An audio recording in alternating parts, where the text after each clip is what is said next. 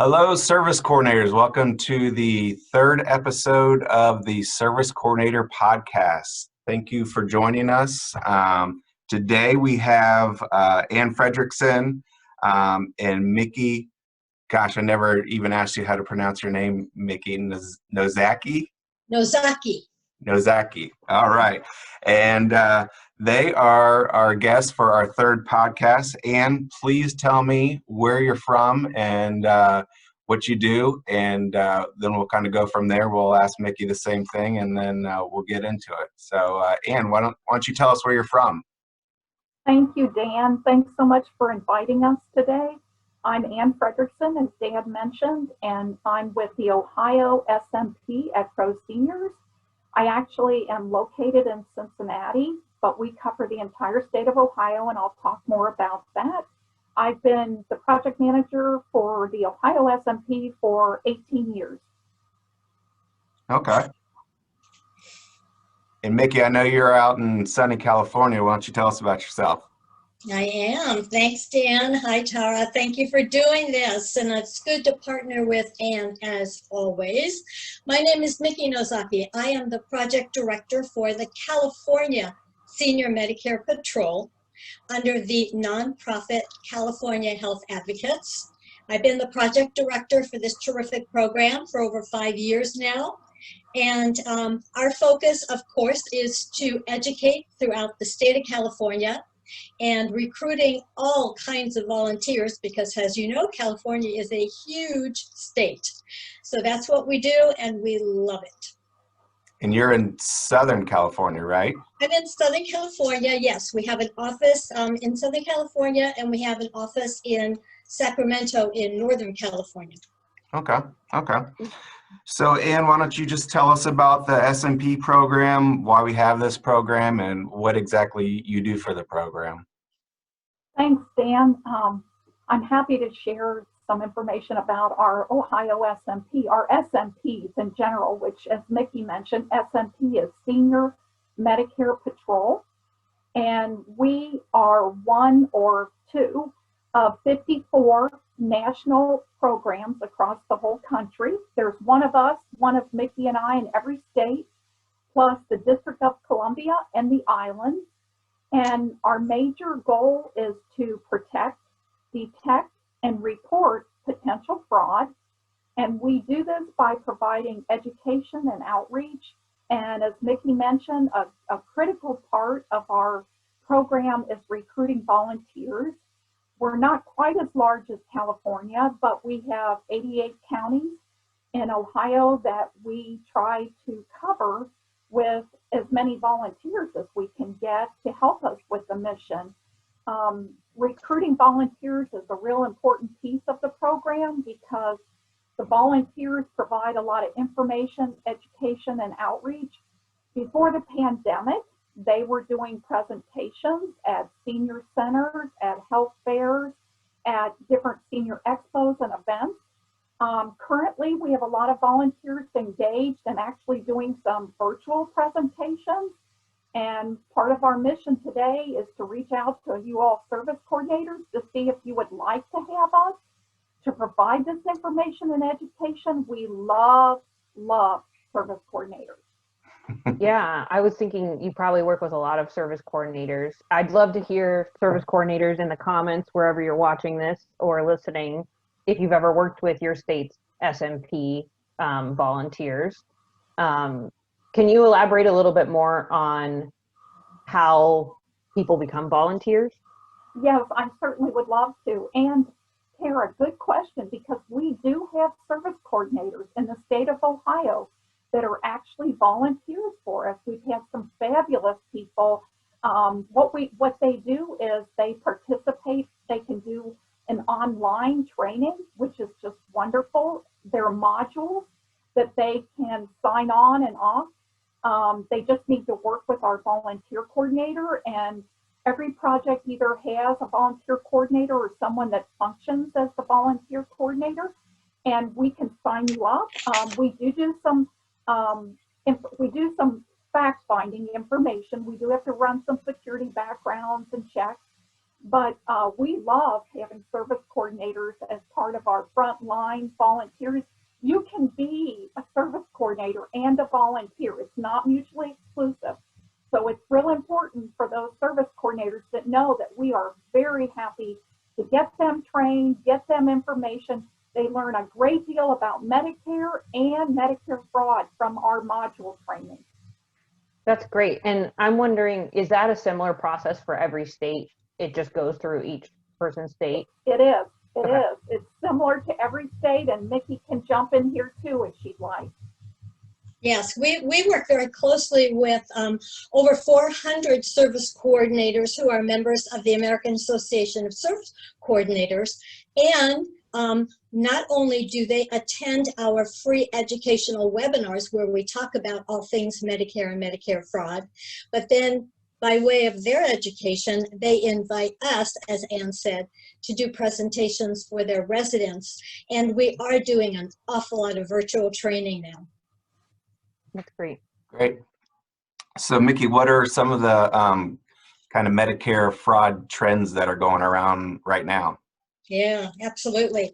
Ooh, You know, the juicy stuff. when we talk about Medicare fraud, we're talking about something called medical identity theft. It's kind of the basis of Medicare fraud. So people recognize identity theft when somebody steals your social security number, pretends that they're you, and then goes and buys a car or gets a loan. Okay, so they're compromising your identity.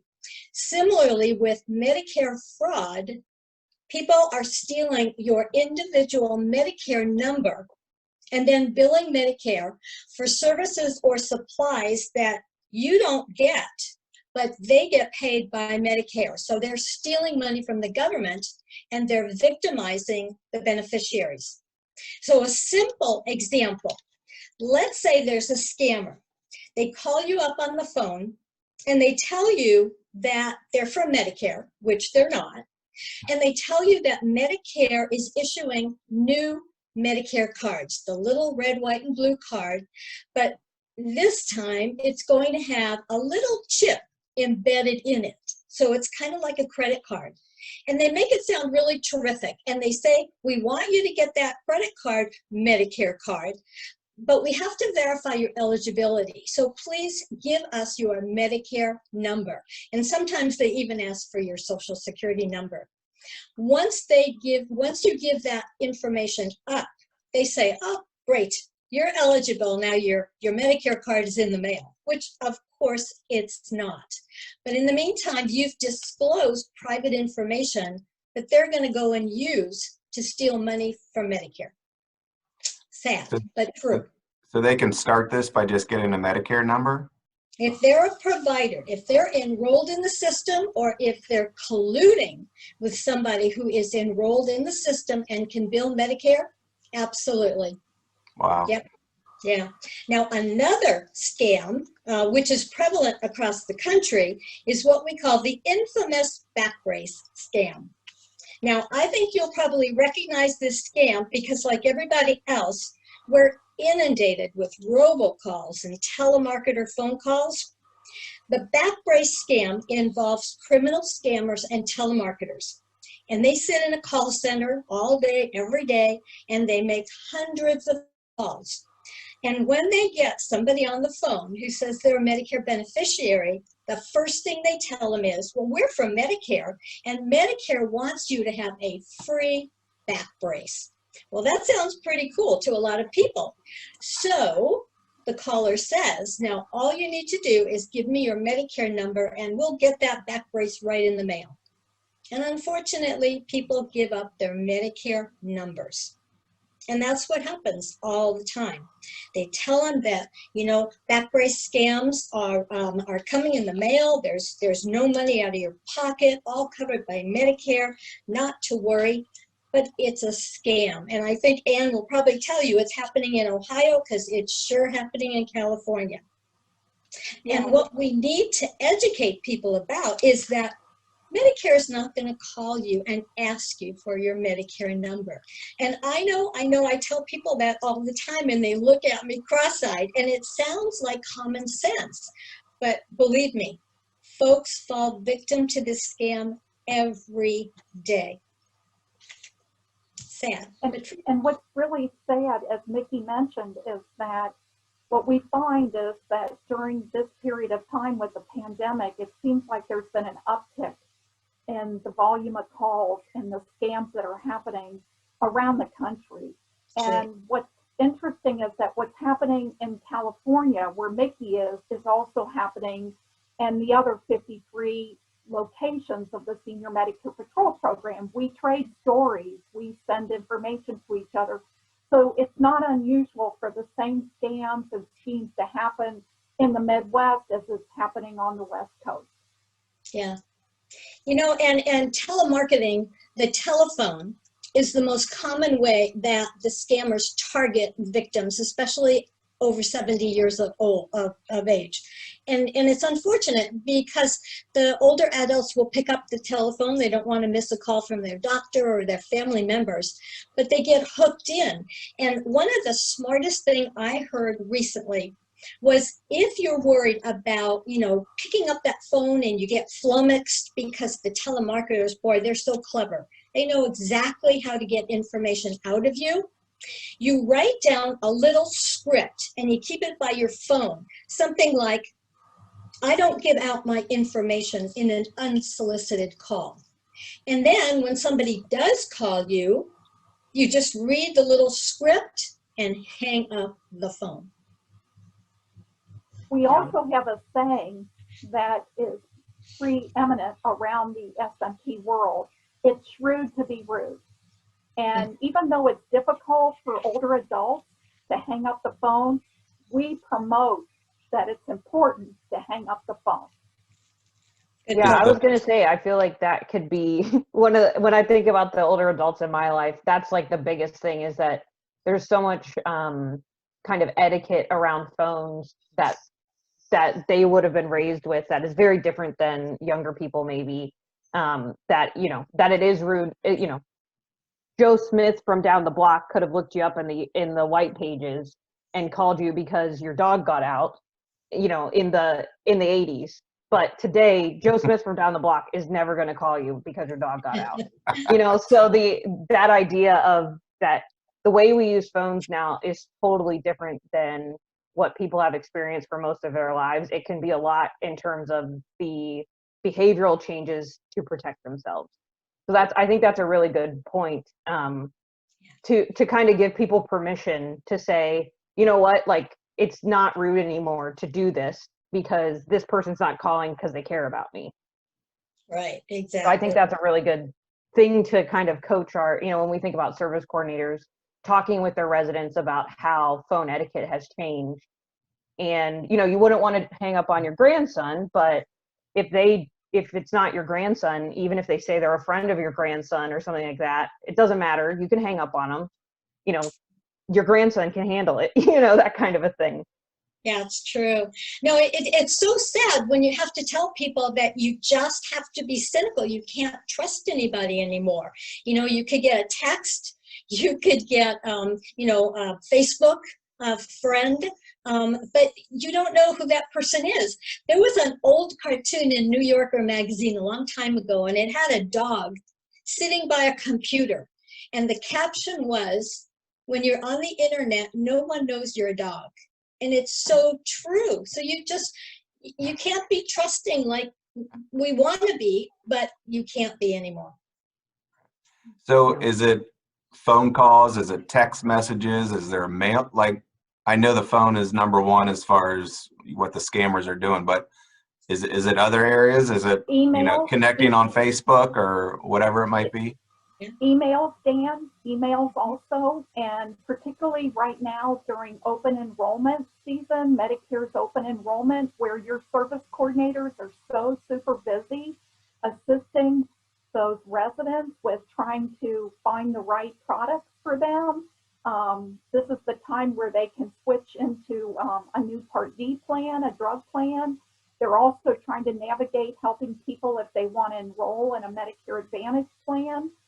So this is the time where they're going to be solicited through emails and even direct mail There's quite a bit of information coming through direct mail right now that they need to be aware of and understand that that can also be trickery. They may be saying things that are not appropriate and not in compliant with the law. And if you want, I can just mention this a bit out of script, but just mention that right now with open enrollment time coming, it started October 15th to December the 7th, and the service coordinators are super busy doing this work with residents. And it's important to know that there are certain kinds of restrictions that Medicare agents can use with contacting beneficiaries. They have to be very careful about how they go about to contact someone. They cannot openly call them. They can't call them without getting a contact from the beneficiary. They also are not allowed to go door to door. And right now during the pandemic, that's also very tempting because a lot of times in normal years, they're going to community centers, they're going to restaurants, which by the way, agents are only allowed to spend $15 to offer some kind of a beverage or a snack to people who are interested in learning about their product. Beyond that, they're not allowed to do anything, or up to $75 for the year. But I say that because the Center for Medicare and Medicaid Services has strict regulations about what agents can and can't do. And service coordinators can look at information on our website on the smpresource.org also, because we give a lot of that information on the website that'll help them in knowing what is allowed and what's not allowed without going through all the detail here today. Yeah, I think that's a great resource to point out, because a lot of times service coordinators are the biggest advocates for their residents. They're the, first line of defense with their residents to figure out, is this a scam or not? Is this agent working within regulations or not? Is this provider trustworthy? Those sorts of things. So I think that's a great resource to keep in mind. I know we're going to talk a little bit toward the end on how you can find your state's SMP online and whatnot, but kind of keeping in mind that even if you don't have time right now to go through a bunch of trainings or, register to be a volunteer, even just checking out the websites for that sort of information can be really helpful on how we educate our residents around this time of year, as well as just in general, the frauds and scams that can happen. So I think that's a really good point. Yeah, and Anne mentioned the pandemic, and that it's so true. People are isolated. They're hunkered down in their homes, and so they're more vulnerable than ever. And boy, the scammers, they take advantage of this COVID-19 pandemic. I mean, we've gotten reports about people being lured into phony websites with the promise of fake products and therapies claiming to cure the COVID-19 virus. We've heard of scammers selling the COVID-19 vaccine for hundreds of dollars, even though there is no vaccine. And more scary, the Federal Trade Commission has recently warned people that there are over 100 hand sanitizer products made with methanol, which is poisonous when people use it or ingest it. So, I mean, it's really, really scary, and people get hunkered down and lured into the things all the time. Another thing that the scammers do is they pay attention to the news. And they know that in the media right now, we're talking a lot about contact tracing, which is supposed to be one of the best ways to, kind of get our hands around this horrible, horrible virus. Well, the scammers are now masquerading as contact tracers. They're calling people up, they're lying to them, they're telling them that they were exposed to someone with the COVID virus, and then they insist on getting personal information or credit card information, Medicare numbers. I've heard they even tell people that they need to go to the closest store and buy hundreds of dollars worth of Apple's iTunes gift cards, and then call the scammer back up and give them the little numbers on the gift cards. Wow. Yeah, I've heard of that. That scam in general, the gift card scam, I've heard of that one too, and that's crazy. So I think it's important for people to know probably that the contact tracers, they might call you out of the blue, right? Like true, real contact tracers, but they're not going to ask for your credit card information, your insurance information, those Exactly. kinds of things. They probably would also would you say that most contact tracers could tell you who you might have been in contact with, or just that you have been in contact with someone? Do you have any information that, how do people differentiate between a real contact tracer and a scam? Sure. Well, the real contact tracer is going to identify the agency that they're from. And as you said, they're not going to ask you for personal information. They already know what they need to know. And all they're going to do is find out some very specific and unique information from you. They're definitely not going to ask you for your immigration status or your credit card information or your Medicare number. Yeah, it sounds like it's probably a good rule of thumb. Would they need to know this to figure out if I have COVID? And if they don't need to know this to figure out if you have either been exposed or currently have COVID, they probably shouldn't be asking about it. Right, right. And I think the good point is, Tara and Mickey and Dan, is that if the residents are hearing about these scams, to bring it to the attention of the service coordinator, that there should be good dialogue and communication between the service coordinator and all the residents, so that they have their back, so that they will protect them, because then they can turn around and report these incidences to Mickey and myself, and we can also report to the Federal Trade Commission. We can have them report, like the Attorney General's office. Every Attorney General in all of the country has a Consumer Fraud Protection Division, and we can help them with that information so that they know where to go about reporting that. So I think that relationship needs to continue with the residents and the service coordinator. Yeah, I think it makes sense. I know a lot of service coordinators right now they're maybe working in a slightly different mode where they might be doing less of their usual annual assessment and doing more frequent, like basic needs check-in type calls. How are things going? You have everything you need? How are you faring? Do you have your groceries? Those kinds of things. So I wonder if it's a good tip for service coordinators in those kind of check-in conversations to ask, how there's some common scams and fraud around COVID. Have you had any of these happen to you, or have you gotten phone calls from anyone related to COVID types of topic? And take the opportunity to just say something like, there are scammers out there and you might get inundated with telephone calls. Be really careful. Don't give up your Medicare information. Don't give any information to strangers. Just hang up the phone. Yeah. And also, Tara, if the service coordinators would get on to one of our questions here today, was how to contact their SMP director, their senior Medicare director.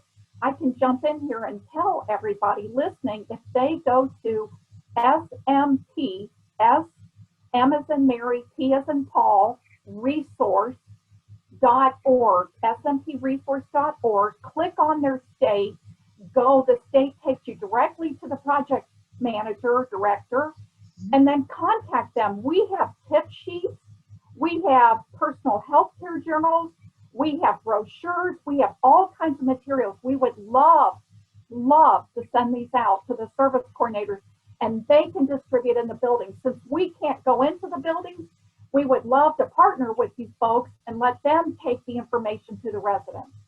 Yeah, that's great. I know a lot of service coordinators right now, because of COVID, they're actually doing that instead of being able to have education or wellness programming in person, they might distribute the materials in a written format that would have normally been presented at an educational program for the residents. So that's a great idea. And I would guess that those are helpful tools for residents at any time, even if it's not during COVID, that could be an ongoing resource service coordinators access to just give their residents that up-to-date information and those tip sheets. Yeah. Well, That is thank correct. you very much, you guys. What was the number, the Medicare fraud estimated cost to taxpayers every year? You guys told me beforehand. It was a crazy number. Yeah, it's actually a guesstimate, but I've seen studies that talk anywhere between $60 billion a year, upwards of $100 billion every year. Every And year. that's a staggering statistic. Yeah. It's terrible. That's- If you think about what we could do in our country with all that money, Right. it could benefit the residents, the Medicare beneficiaries. It makes Mickey and I just really sick to our stomach when we hear this every year. Yeah, you sold me. I'm signing up to be a volunteer. Give me my coin back.